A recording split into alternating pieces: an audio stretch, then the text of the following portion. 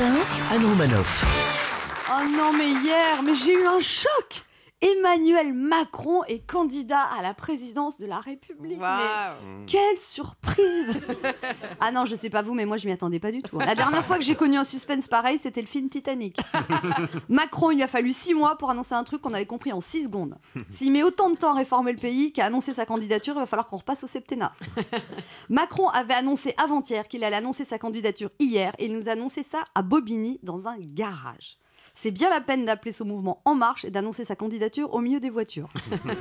Non mais j'imagine déjà les journalistes politiques. Viens à Bobigny, Macron annonce sa candidature. À Bobigny ? Mais c'est où ça ? C'est loin, non ? On y va comment à Bobigny ? En RER ? Donc Macron a annoncé sa candidature dans un centre d'apprentissage en mécanique, normal pour un apprenti candidat qui maîtrise drôlement bien la mécanique des médias. Concrètement, Macron n'a quand même rien fait d'exceptionnel, mais les médias l'adorent. Ah, si on mettait Macron en couverture. Il est trop mignon. Bah, il est beau gosse. On n'aurait pas une photo torse nu ou mal rasé ? Non, le succès de Macron, en fait, c'est pas parce qu'il est ni à droite ni à gauche, c'est parce qu'il est beau. Quand Macron passe à la télé, moi, je coupe le son, je regarde les images. En plus, Macron est avec une femme plus âgée, ça nous donne à toutes de l'espoir. En fait, Macron, il est ni à droite ni à gauche, il est entre les deux. Mais enfin, si sa politique est comme un postérieur, je crois qu'on doit se méfier du centre. Oh non.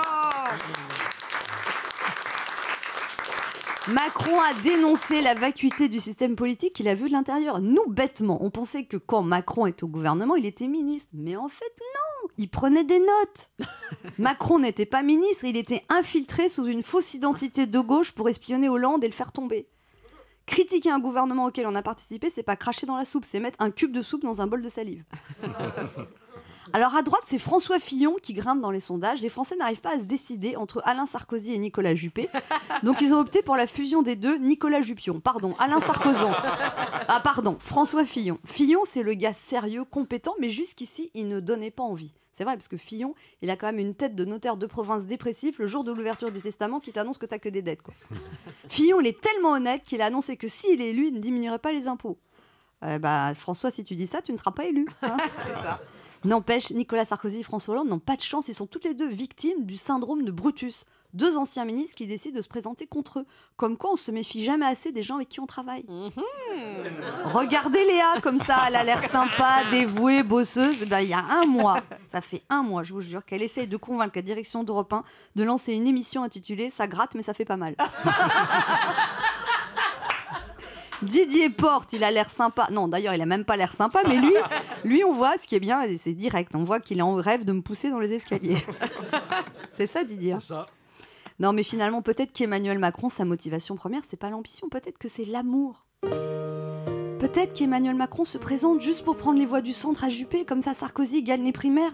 Macron se retire de peur de faire perdre la gauche. Et François Hollande a de nouveau une chance d'être réélu.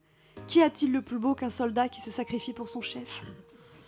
Oui, je sais. Là, je rêve, hein. Léa, Oui. C'est pas vous qui feriez ça pour moi ? Vous plaisantez, Anne. Je suis dévouée corps et âme, à condition que ce soit pas dangereux, évidemment. Europe 1, midi 30, Anne Romanoff.